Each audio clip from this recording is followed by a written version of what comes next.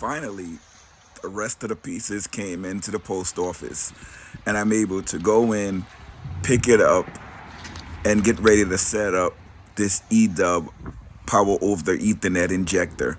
I can't wait. This has been a long time coming, and sometimes you wait for long times to come, and finally they arrive. So let's go set up this Power over Ethernet injector by EDUP. Come on, puppy, let's go. SmallsRV Adventures. Hey guys, welcome back to the SmallsRV Adventures. So in previous videos, I talked to you guys about this EDUP Power over Ethernet injector. This is a 5-in-1 injector, very powerful, 180 watts. And I'm going to show you guys how to hook this thing up to your Starlink. And it has great speeds when you hook it up. But I couldn't hook it up right away because I had to find some additional equipment to use. So along with this EDUP 5-in-1 injector, I do have some cables that I had to buy. These are 12 gauge wires here, and I had to get the terminal endings to fit into the injector. I'm going to show you guys how I did it with some heat wrap, some terminal endings, some wire cutters, and also a crimping tool. I did have to find a compatible router to use, and this one I had laying around, and it is compatible, so it works. So I'm going to show you guys how to hook it up. Now, the ending of these wires, you can hook up to a battery system, but I decided to hook it up to a portable power station using the 12-volt plug. I always do things unconventional. You can do it the way that you want to do it, and I have a portable power station here, so when we're off grid, I can just plug this in here, and I have no troubles. I can use solar and charge everything up. So let me show you everything that we have, and let's get started. But again, this is the EDUP 5-in-1 Power over Ethernet injector. So everything you need is going to be included in this video format here. So right here is your EDUP Power over Ethernet injector. I have an additional Starlink Ethernet cable. That's for to power the satellite. I have my wiring, your positive and negative wiring that's going to go into your battery terminal or your portable power station. I have my heat shrink wrap for the tubes, for the wires. I have my terminal endings. I also have wire cutters, crimpers, my screwdriver, a router. Here's my portable power station. And in the back there, I have a USB-C and another Ethernet cable. Past videos that I showed this wire that I'm going to be using, I had different endings on these wires. So these endings are the ones that fit in very well. So I'm going to show you what I used to put these inside of the EDUP Power over Ethernet. So what I did is I went over to Harbor Freight, and I have these terminal and endings, and I just opened it up, and I find the two of these that can connect. And all I did was I used the EDUP Power over Ethernet. I open up the endings and I test these to see if they can fit in. Once I saw that these can fit inside, just like that, then I was like, okay, I can put these on the old endings. Then I crimped the new endings on. I use this heat shrink tubing. You put this over the wire, and then you heat it up for it to shrink onto the wire, and it just looks just like this once it's shrinked onto it. On the face of the injector, you're gonna see a positive and a negative, and this is where you're gonna hook the terminals at. Remember, your red is positive and your black is negative. Remember, you put that red wire into that #1 setting. You're gonna take a screwdriver, you're gonna put the screwdriver in, and you're gonna tighten it up. Tighty righty, lefty loosey. Once you tighten it up, it's good to go. You can do that. I'm doing that with one hand, so you know it's easy. You can repeat the same process with the negative wire. That's gonna be your black wire. You twist it up with your screwdriver. You tighten it. You make sure that it's really tight because you don't want any loose endings. Loose endings create heat, and that's what you don't want. And and after you get it on, click it on. The major reason I use this 12 gauge wire is because the amperage that we're going to be putting through these things. I like to use watts instead of amps, but this EDUP injector uses 180 watts. These 12 gauge wires can hold up to 20 amps. So let's say 220 watts.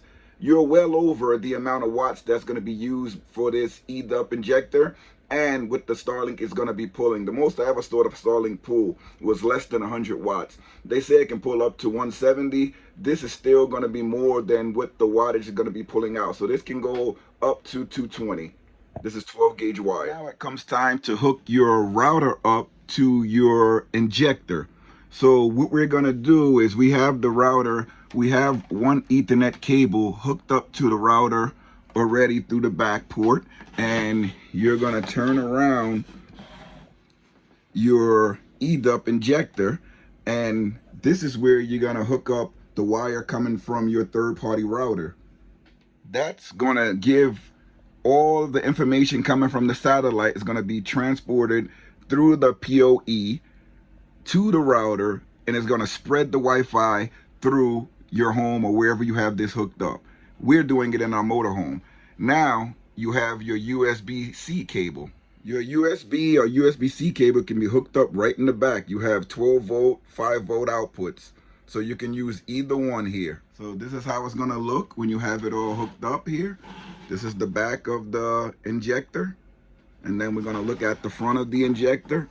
Once you hook the power onto this part here and you put it into your satellite, you're going to see the light cut on once your power source is activated. It's very important to note that you're not going to be using the router that came with your Starlink, and you're not going to be using the power brick that came with your Starlink.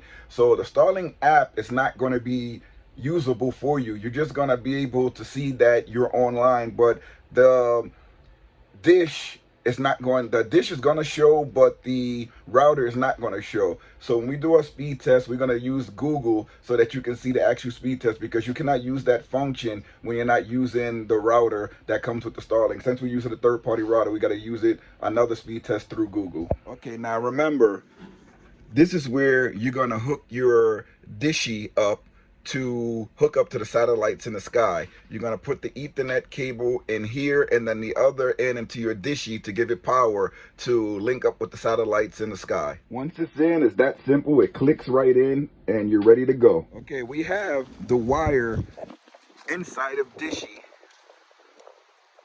and we have a clear view of the sky.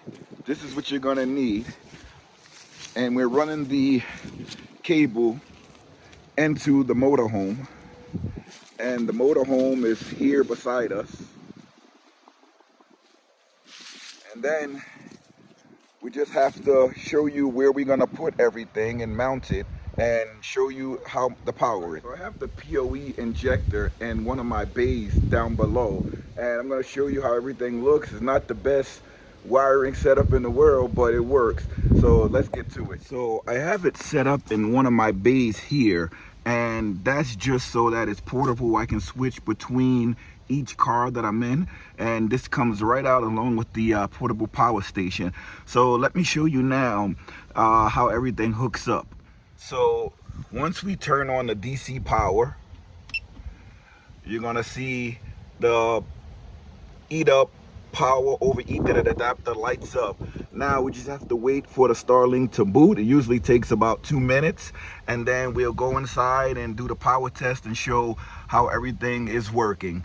And this is coming from a portable power station. Remember, I cut off the plug here and I attached it to a 12 volt plug, and it's coming through the portable power station, the power. So that's pretty cool. You guys can set it up that way if you want to. I'll put the links down in the description. Everything is powered up, and what I like to do is I opened up a little screen here that we have television, and have my little controller here just to see if everything is powered up. And then I'll just go into something like YouTube, and I'll do this with one hand so you guys can see. And that's in my library. I'll go down to see if something, let's go to YouTube because that's streaming there. and then you press that on, and hopefully it doesn't take a long time to boot up. But if it does, I can edit it out. It's no problem there. There's the start. You can start the application. Again, we're mooch docking, so don't be alarmed. Though you guys can see my reflection through the TV there. And I'm just gonna show you guys. If it takes too long, I'll just edit this part out. With all Starlink, it always takes a while for the dishy to talk to the satellites in the sky. So there it is, booted up. I can skip this because I want you to sign in. Here is some live YouTube over here, and let me just go up and let me see if I can put something on. I'll put our channel on so I don't get any copyright. And here's our channel here. We're gonna put that on, and then we'll go to one of the videos. Here's one of the videos here where I hurt my ankle. You guys watch the channel, you saw that one, and there is this streaming live.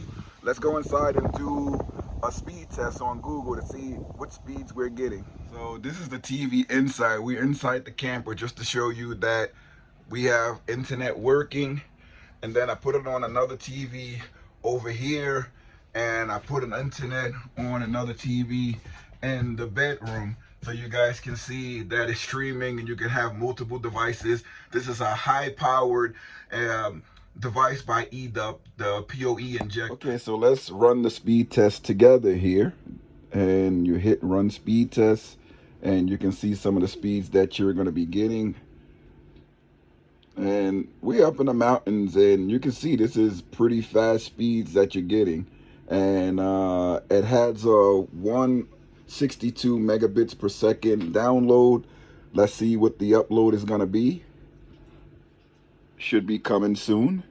And we have the upload speed of 6.16 megabits per second. So that's pretty good with the speed test. One thing I did forget to show you guys is the power going into the router. So let me show you guys again the router. You'll see like a light up from the router and the brand name of the router. Again, this is a third-party router. It's not endorsed or sponsored in any way. This video is being sponsored by EDUP. So let me go show you the router. And before you go out and get a router, you know, you can check some of the routers you may have lying around your house. They may work, because a lot of routers are compatible with Starlink, but you have to make sure and see that they are. If not, you can use Amazon, or you can go to the EDUP Spotify shop that I'm going to leave a link down in the description for, so that you can buy a compatible router there. What I didn't show you guys along with the power on the EDUP there is that right here you also have the power from the router. I don't know if you guys can see the light there that's on the router.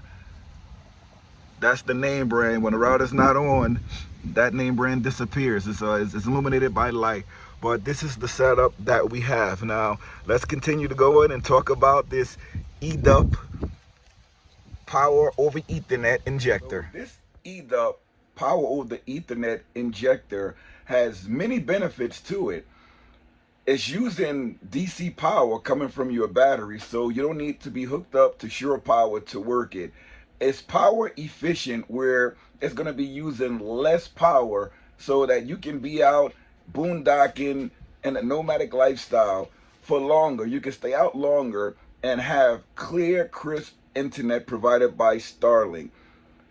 The EDUP Power over Ethernet Injector is compatible with many third-party gigabyte routers. So remember, check them out. Make sure that the router is compatible. Most third-party gigabyte routers are compatible, and it works flawlessly. Remember, Starlink is a power-hungry apparatus, and this EDUP Power over Ethernet Injector can handle the power that the Starlink is pulling.